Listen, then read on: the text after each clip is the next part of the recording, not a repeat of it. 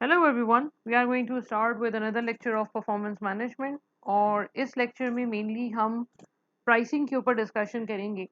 अच्छा, प्राइसिंग का जो डिस्कशन है ये एक अच्छा डिस्कशन है। आसान सा टॉपिक है, इतना मुश्किल इसमें कुछ ज़्यादा है नहीं। देखिए, प्राइसिंग में हम मेनली एक कॉन्सेप्ट डील कर रहे हैं यहाँ पे, और हम ये कह रहे हैं कि इकोनॉमिस्ट बेसिकली ये कहते हैं कि किसी भी कंपनी का प्रॉफिट उस वक्त मैक्सिमाइज होता है जब प्रोडक्ट का स्पेसिफिकली जब आपका मार्जिनल रेवेन्यू आपके मार्जिनल कॉस्ट के इक्वल हो जाए। क्या मतलब हुआ इस बात का? देखिए, बड़ी सिंपल सी बात है। इकोनॉमिस्ट में, क्योंकि ये इकोनॉमिस्ट का कॉन्सेप्ट है, तो इकोनॉमिक्स में नॉर्मली हम ये कहते हैं कि नॉर्मली मार्जिनल कॉस्ट का मतलब वो लेते हैं वेरिएबल कॉस्ट को, यानी जो जिसको हम वेरिएबल कॉस्ट लेते हैं उसको इकोनॉमिक्स में मार्जिनल कॉस्ट कहा जाता है। तो वो ये कहता है कि देखिए जी, जब हम प्रोडक्शन प्रोसेस करते हैं तो प्रोडक्शन प्रोसेस में हमारे जो कॉन्सेप्ट के अकॉर्डिंगली जब हम एमए करते हैं तो उसमें तो हम ये कहते हैं कि जी variable cost per unit constant रहती है। लेकिन practically variable cost per unit constant नहीं रहती, ये प्रोडक्शन के साथ साथ चेंज होती है। जैसे फॉर एग्जांपल, आपने अभी प्रोडक्शन स्टार्ट की, आप पहली दफ़ा एक प्रोडक्ट बना रहे हैं, लेबर को आधा घंटा लग रहा है प्रोडक्ट बनाने में। फिर जैसे जैसे आप प्रोडक्ट बनाते चले जाएंगे वैसे वैसे लेबर एक्सपीरियंस गेन करता जाएगा, जिसको हमने पीछे लर्निंग कर्व का भी नाम दिया है। तो उसकी वजह से होगा क्या कि आपका लेबर का जो मैन्युफैक्चरिंग टाइम है, प्रोडक्ट का जो मैन्युफैक्चरिंग टाइम है, वो आहिस्ता आहिस्ता कम होता चला जाएगा। अच्छा, जब प्रोडक्ट का मैन्युफैक्चरिंग टाइम कम होगा तो जाहिर सी बात है आपकी प्रोडक्ट की कॉस्ट भी कम होगी। अच्छा, अब सपोज पहले लेबर आधा हाफ एन आवर ले रहा था प्रोडक्ट को बनाने में, आसानी के लिए हम 2 घंटे कर लेते हैं। कम होते होते होते होते ये कुछ 1.5 1.8 आवर्स हुआ, फिर 1.6 आवर्स हुआ, और उसके बाद फिर ये 1.5 आवर्स पे हो गया। फर्क क्या पड़ेगा? फर्क ये पड़ेगा कि अगर आपका वेज रेट $10 पर आवर है तो पहले इनिशियली 20 की कॉस्ट थी, फिर 18 की हो गई, फिर 16 की हो गई, और फिर 15 की हो गई। तो इसका मतलब मेरी variable cost with the passage of time Aahista Aahista कम होती चली जा रही है। अच्छा, अगर वेरिएबल ओवरहेड्स आपके लेबर आवर्स पर डिपेंड कर रहे हैं तो वहाँ भी ये सिचुएशन होगी। जैसे जैसे आपकी एफिशिएंसी बढ़ती चली जाएगी वैसे वैसे जो आपका टाइम पीरियड है वो टाइम पीरियड की वजह से वेरिएबल ओवरहेड्स भी कम होते चले जाएंगे। सो इनिशियली क्या होता है, वेरिएबल मार्जिनल कॉस्ट जो है वो आपकी शुरू में कम होती है, एक टाइम तक कम होती है, और उसके बाद फिर आपकी वेरिएबल कॉस्ट पर यूनिट दोबारा से बढ़नी शुरू होती है। दोबारा से क्यों बढ़ेगी भाई? देखिए, आपकी कंपनी में लेबर काम कर रहा है, लेबर में आपके पास फॉर एग्जांपल 100 के करीब वर्कर्स हैं, 200 के करीब वर्कर्स हैं, या 400 वर्कर्स हैं। 400 वर्कर्स की एक कैपेसिटी होगी काम करने की। अगर आप उससे ज़्यादा काम करवाएंगे तो ओवर टाइम देना पड़ेगा, तो प्रीमियम जाएगा आपका। और अगर आप बहुत ज़्यादा प्रोडक्शन करते हैं और लेबर ओवर टाइम के लिए मना कर देता है तो आपको नया लेबर हायर करना पड़ेगा, उसका टाइम दोबारा से फिर वो 2 घंटे से शुरू करेगा, ये हो सकता है और ज़्यादा टाइम लगे। और अगर आप कहते हैं कि नहीं जी हम मशीन से काम करा लेंगे तो वो फिर एक अलग चक्कर है। तो फिर हम ये कहते हैं कि देखिए भाई, इनिशियली तो आपका टाइम आपकी कॉस्ट कम होती है डिस्काउंट्स की वजह से, लर्निंग कर्व की वजह से, लेकिन फिर एक टाइम पीरियड के बाद आपकी वेरिएबल कॉस्ट पर यूनिट फिर आहिस्ता आहिस्ता दोबारा से बढ़नी शुरू होती है। तो ये तो है सिलसिला मार्जिनल कॉस्ट का। यानी मार्जिनल कॉस्ट के बारे में अगर उसको मैं आसान अल्फाज में कहूँ तो हम ये कह सकते हैं कि मार्जिनल कॉस्ट का जो ग्राफ है इकोनॉमिक्स में, मार्जिनल कॉस्ट का ग्राफ कुछ इस तरीके से बनता है, पहले कम होती है फिर बढ़ती है। ठीक है। अच्छा, उसी तरीके से मार्जिनल रेवेन्यू का मतलब ये है, हम तो ये कहते हैं कि जी सेलिंग प्राइस कांस्टेंट है, लेकिन प्रैक्टिकली सेलिंग प्राइस हर वक्त कांस्टेंट नहीं होती। सेलिंग प्राइस एक हद तक कांस्टेंट रहती है, और उसके बाद जब आप ऐसी सिचुएशन हो जाए कि जी मार्केट में आप इतना बेचना चाह रहे हैं कि जी डिमांड भी ख़त्म हो गई, हम मज़ीद बेचना चाह रहे हैं, तो फिर आपको सेलिंग प्राइस को अल्टीमेटली कम करना पड़ता है। तो होता क्या है कि एक तरफ मैं मार्जिनल रेवेन्यू लिख दूँ, एक तरफ मैं मार्जिनल कॉस्ट लिख दूँ। मार्जिनल कॉस्ट इनिशियली आपकी $100 है, फिर ये कम होके 95 पे आई, फिर ये कम होके 90 पे आई, और फिर ये कम होके 85 पे आ गई। ठीक है। अच्छा, उसके बाद फिर हुआ ये कि आपकी जो मार्जिनल रेवेन्यू है वो, सपोज वो मार्जिनल रेवेन्यू आपका कुछ 125 था, या 110 कर लें इसको। ठीक है। ये कम होते होते ये इनिशियली तो 110 ही रहा, फिर कम होते होते सपोज ये 100 पे आया और ये मजीद 95 पे आ गया। अच्छा, मार्जिनल कॉस्ट कम होते होते 85 पे आई, फिर हमने मजीद प्रोडक्शन बढ़ाई तो फिर ये बढ़नी शुरू हो गई, 89 पे आ गई, उसके बाद फिर ये 90 पे आ गई, 92 पे आ गई, और इसको हम जल्दी से 93 पे ले आते हैं। ठीक है, एक तरफ ये मुसलसल मार्जिनल रेवेन्यू कम हो रहा है, मार्जिनल कॉस्ट पहले कम हुई और उसके बाद दोबारा से बढ़नी शुरू हो गई, एक लोएस्ट पॉइंट पे आके वापस से बढ़नी शुरू हो गई। अब इस पॉइंट पे आपको जो बेनिफिट मिल रहा है वो $1 का मिल रहा है, यानी एक यूनिट को बेचने से $93 मिल रहे हैं और एक यूनिट की एडिशनल कॉस्ट $92 है, तो स्टिल $1 का बेनिफिट है, जिसको हम कॉमन लैंग्वेज में कंट्रीब्यूशन कहते हैं। लेकिन अगर ऐसा हुआ कि मजीद अगर ये 93 पे आया और आपकी मार्जिनल कॉस्ट 93 हो गई, तो यहाँ पे आपका कंट्रीब्यूशन जीरो हो गया। ये वो पॉइंट है जिसको इकोनॉमिस्ट ये कहते हैं कि भाई देखिए, इस पॉइंट पे आप अपनी प्रोडक्शन को रोक दें, इस पॉइंट पे मजीद फिर आगे प्रोडक्शन ना करें। क्यों नहीं करें भाई? उसका रीज़न ये है कि अगर आप मजीद प्रोडक्शन करेंगे तो होगा ये कि आपका मार्जिनल रेवेन्यू हो सकता है 93 पे ही रहे, लेकिन मार्जिनल कॉस्ट आपकी 94 हो जाए। तो अगर ये 94 हो गई तो आपका कंट्रीब्यूशन -1 हो जाएगा, और इस पॉइंट पे अगर आपने 1000 यूनिट्स बना के बेच दिए तो उससे आपको बेनिफिट नहीं होगा, उससे आपको उल्टा नुकसान हो जाएगा। तो जितना प्रॉफिट आपने यहाँ पे कमाया हुआ है वो प्रॉफिट अब आहिस्ता आहिस्ता कम होना शुरू हो जाएगा। तो इस पॉइंट पे फिर इकोनॉमिस्ट बिलीव या इकोनॉमिक्स में लोग बिलीव करते हैं कि यहाँ पे आके आप अपनी प्रोडक्शन को रोक दें। अब जाहिर सी बात है, ये तो उनका पर्सपेक्टिव है, हम इसको कैलकुलेशन की तरफ लेके आते हैं बिकॉज हमें तो इस चीज़ को अप्लाई करना है। तो इस चीज़ को अप्लाई करने के लिए फिर ये कुछ स्टेप्स हैं जो यूजुअली हम फॉलो करते हैं। ठीक है। अच्छा, इन स्टेप्स में क्या चीज़ें हैं, sorry I was just trying to check कि ये रिकॉर्ड हो रहा है या नहीं। इन स्टेप्स का मतलब ये है कि सबसे पहला स्टेप तो ये है कि you have to calculate selling price at which sales volume is equals to zero. ठीक है, अब ये क्या सिचुएशन है, ये मसला ये, अब I don't know how many of you are aware of economics. Economics में हम यूजुअली एक डिमांड फंक्शन बनाते हैं, प्राइस फंक्शन या डिमांड फंक्शन बनाते हैं। यहाँ पे ये वो पॉइंट होता है जहाँ पे आपकी प्राइस मैक्सिमम होती है और क्वांटिटी जीरो होती है। ठीक है, तो हम बेसिकली ये वाला पॉइंट आइडेंटिफाई करना चाह रहे हैं कि हमारी लाइन शुरू कहाँ से होगी। ठीक है, अगर आपको ग्राफ नहीं भी समझ में आता है तो आप इसको यूं सिंपल अल्फाजों में समझ सकते हैं कि जब हम सेलिंग प्राइस बढ़ाते हैं तो सेल्स वॉल्यूम कम होता है, सेलिंग प्राइस मजीद बढ़ाएंगे, सेल्स वॉल्यूम मजीद कम होगा। आप इतनी सेलिंग प्राइस बढ़ा दें एक पॉइंट पे कि थियोरेटिकली आपका सेल्स वॉल्यूम जीरो हो जाए। थियोरेटिकली हम इसलिए कहते हैं क्योंकि प्रैक्टिकली आपके कुछ ना कुछ यूनिट्स तो बिक रहे होते हैं। तो हम मान के चलते हैं कि जी थियोरेटिकली आपकी सेल जो है वो जीरो हो गई। अब जैसे सीएनजी और पेट्रोल है। ठीक है, अगर मैं कहूँ कि जी सीएनजी नॉर्मली पेट्रोल प्राइसेस से कम होती है तो सीएनजी की सेल हो रही होती है, लेकिन अगर सीएनजी की प्राइस पेट्रोल से ज़्यादा हो जाए तो उस केस में फिर लोग सीएनजी के बजाय फिर वो पेट्रोल यूज़ करना शुरू कर देंगे। लेकिन फिर भी कुछ लोग होंगे जिनके पेट्रोल का जो फंक्शन है वो नहीं काम कर रहा, तो उन्होंने कहा कि नहीं जी चलो सीएनजी पे काम कर लेते हैं, लेकिन ऐसे लोगों को हम इग्नोर कर सकते हैं, इतनी मामूली क्वांटिटी में होंगे। तो इसका मतलब ये है कि एक ऐसी प्राइस हमने सेट की है जहाँ पे जो डिमांड है वो ऑलमोस्ट ज़ीरो हो गई है, उसकी कोई प्रैक्टिकल रेलेवेंस नहीं बनती। ठीक है, अब ये कैसे कैलकुलेट करेंगे? इसको कैलकुलेट करने के लिए नॉर्मली हम एक फॉर्मूला यूज़ करते हैं which is y is equals to a minus b x.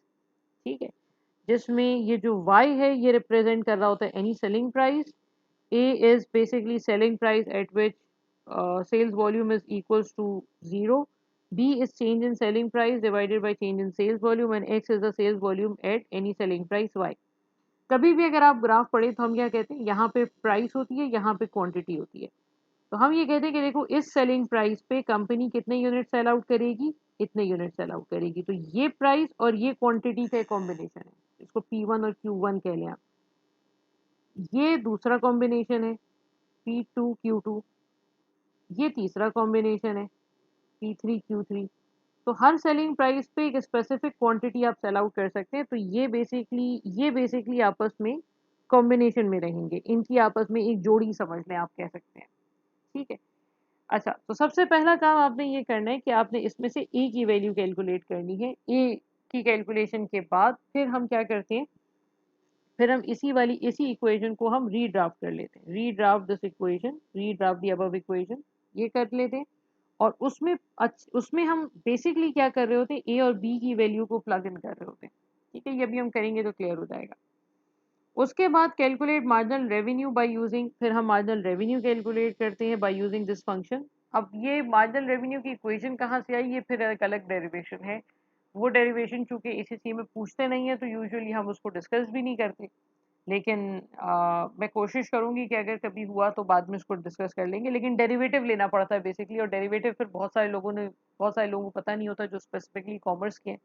तो यूजुअली मैं फिर उस डिस्कशन को स्किप कर जाती हूँ, वरना फिर बच्चों को लगता है कि यार पता नहीं हमें कोई चीज़ नहीं आती। तो बहरहाल इसका फॉर्मूला दिया हुआ होता है। अच्छा, उसके बाद calculate variable cost per unit. Variable cost per unit की कैलकुलेशन भी अक्सर कैलकुलेट करने के लिए आती है, जिसमें मटेरियल की प्राइस, लेबर, ओवरहेड, सब कुछ। फिर हम मार्जिनल रेवेन्यू, मार्जिनल कॉस्ट को इक्वेट करके सेल्स वॉल्यूम कैलकुलेट करते हैं, जहाँ पे प्रॉफिट मैक्सिमाइज हो जाएगा। फिर हम सेलिंग प्राइस निकालेंगे और फिर हम मैक्सिमम प्रॉफिट निकाल देंगे। ठीक है, तो चले जी हम एक क्वेश्चन स्टार्ट करते हैं। Let's see if we can do a very simple question. मैं तो इसको पॉज करें ताकि मैं क्वेश्चन लिख लूँ। Okay, so this is basically a very simple question. इसके ऊपर हम डिस्कशन शुरू करते हैं। देखें, उसने पहले आपको सबसे पहले ये बता दिया कि जी 20,000 यूनिट्स पे a company can sell 20,000 units of product x at selling price of 50, right. अच्छा, फिर उसने कहा कि increase in selling price by $1 per unit will decrease sales volume by 500 unit. तो इसका मतलब ये है कि अगर मैंने सेल्स वॉल्यूम को एक भी डॉलर से बढ़ा दिया तो मेरा सेल्स वॉल्यूम 500 यूनिट से कम हो जाएगा। इन वाइस वर्सा कि अगर मैंने सेलिंग प्राइस को कम किया तो मेरा सेल्स वॉल्यूम बढ़ जाएगा। ठीक है, वेरिएबल कॉस्ट इस क्वेश्चन में गिवन है, पहला क्वेश्चन है तो उसमें गिवन है, वरना यूजुअली ये गिवन नहीं होती। यूजुअली हमें खुद ही कैलकुलेट करनी होती है। फिक्स कॉस्ट उसने आपको दे दी 90,000 की। ठीक है, फिक्स कॉस्ट भी उसने दे दी आपको 90,000 की। अब उसने कहा कि जी calculate selling price at which profit can be maximise. तो देखिए, सबसे पहला काम हमें क्या करना है, सबसे पहले हमें y is equal to a minus b x लिख के e की वैल्यू निकालनी है। ठीक है, तो y is equals to, just a second, therefore y is equals to a minus bx। अब y का मतलब है, y is basically a selling price, any selling price। तो यहाँ पे उसने आपको 50 की सेलिंग प्राइस दी है, वो हमेशा आपको एक सेलिंग प्राइस देगा, और उस सेलिंग प्राइस पे कितने यूनिट्स बिकेंगे वो भी वो यूजुअली आपको दे देता है। तो $50 की सेलिंग प्राइस है, ए की वैल्यू अभी हमें पता नहीं है, बी की वैल्यू है, B is what, B is change in selling price divided by change in sales volume, right. So B is change in selling price, $1 की selling price divided by change in sales volume. Sorry, it's 500.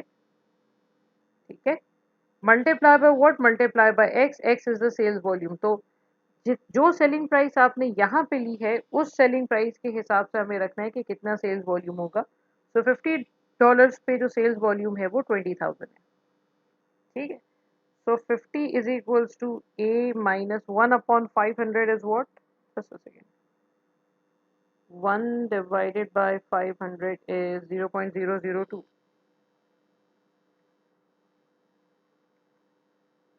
ठीक है भाई, so multiply by 20,000, right, and then 50 minus 40, 50 minus 40, it's 10, sorry, ये वहाँ जाके plus होगा, 50 plus 40 is 90, ये वाली फिगर 40 आएगी।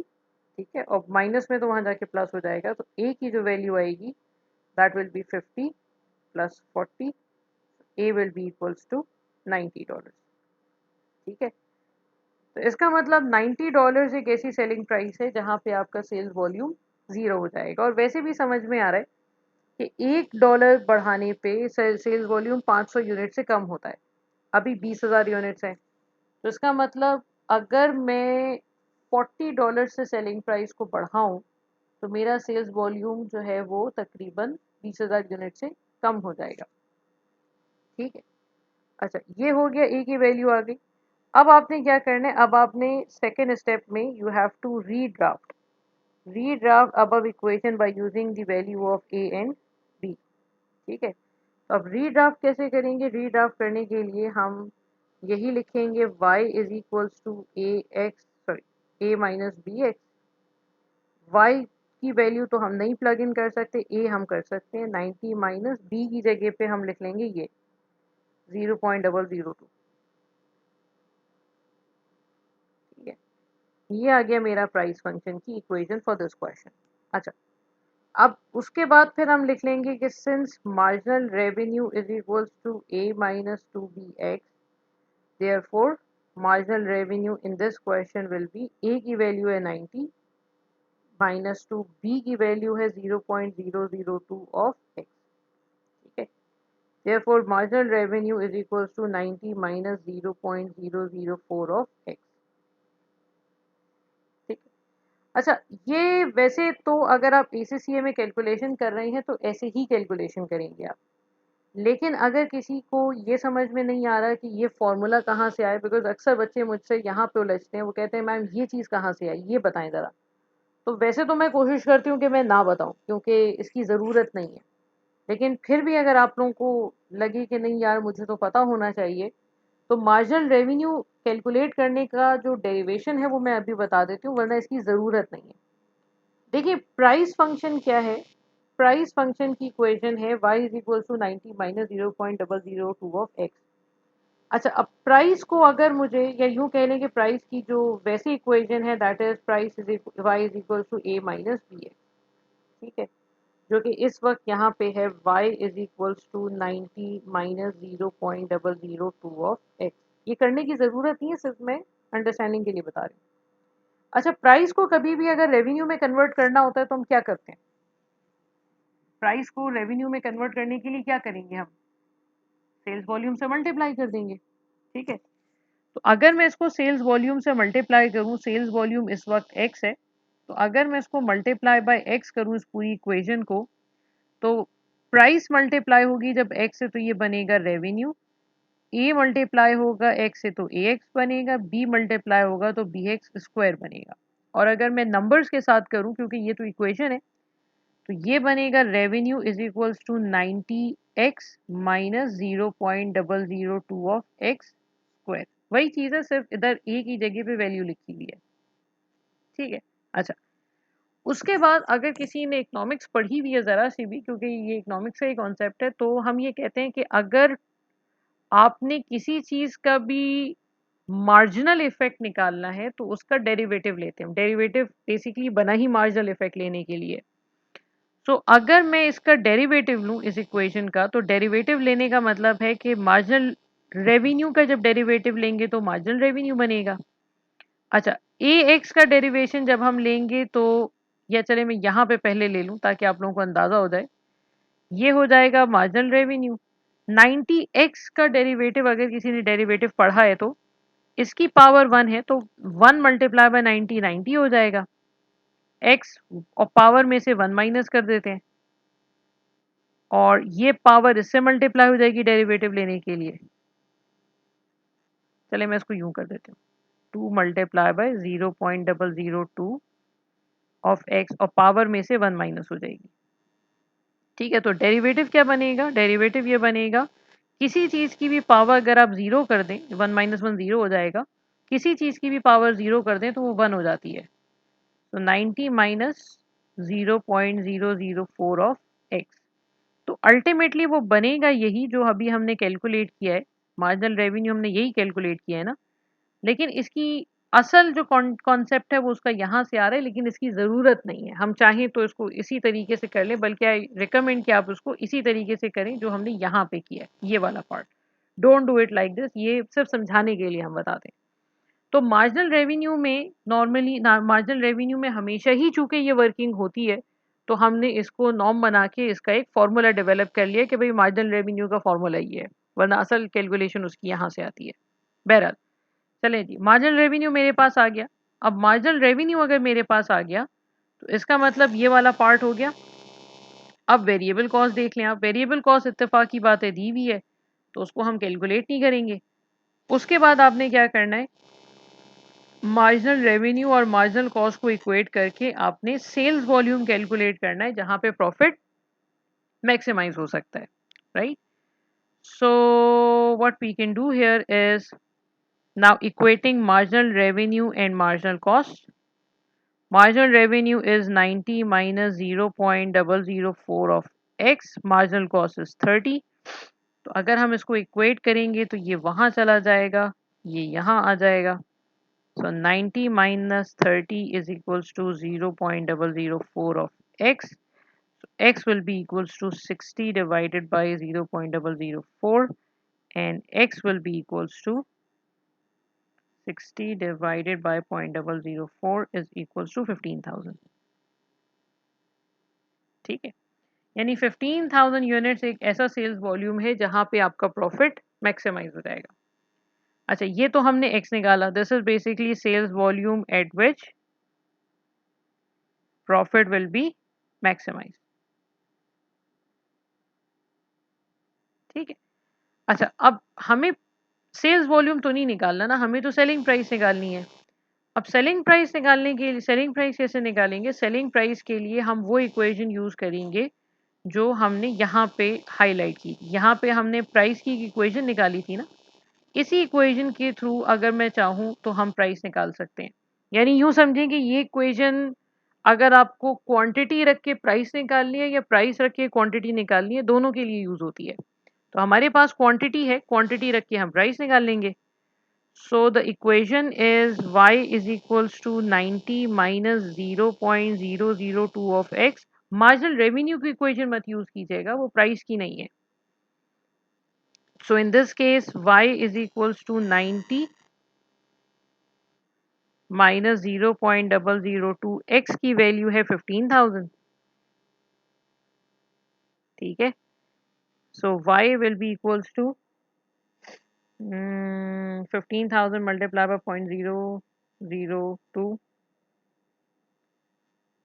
90 minus 30 is 60. तो अगर 60 की सेलिंग प्राइस रखी आपने तो आपका जो प्रॉफिट है वो मैक्सिमाइज हो जाएगा. और अगर कोई मुझे ये कहे कि जी प्रॉफिट निकाल के बताओ, तो प्रॉफिट इज वेरी सिंपल. देखें, contribution minus fix cost is profit.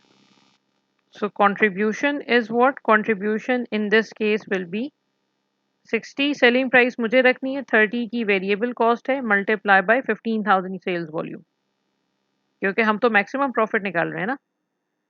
So 30 multiply by 15,000 is 4,50,000. ठीक है. अच्छा, फिक्स कॉस्ट कितनी है? फिक्स कॉस्ट उसने क्वेश्चन में दी भी थी. Fix cost is 90,000. तो 90,000 हम यहाँ से माइनस कर देंगे and we will get 450 minus 90 is, oh sorry, 450 minus 90 is 360. ये आ जाएगा आपका मैक्सिमम प्रॉफिट. ठीक है भाई. तो this is basically very simple concept. इसके नेक्स्ट लेक्चर में हम इसका एक क्वेश्चन और करेंगे, तो फिर ये कंप्लीट हो जाएगा. इसमें ज़्यादा कैलकुलेशंस वैसे वैसे हैं नहीं. आई मीन इसमें कोई मेजर कॉन्सेप्ट आज सच नहीं है, बड़ा सिंपल सा आसान सा टॉपिक है ये. ठीक है जी. चलें जी. Thank you sir, thank you so much. Take care. अल्लाह हाफिज़.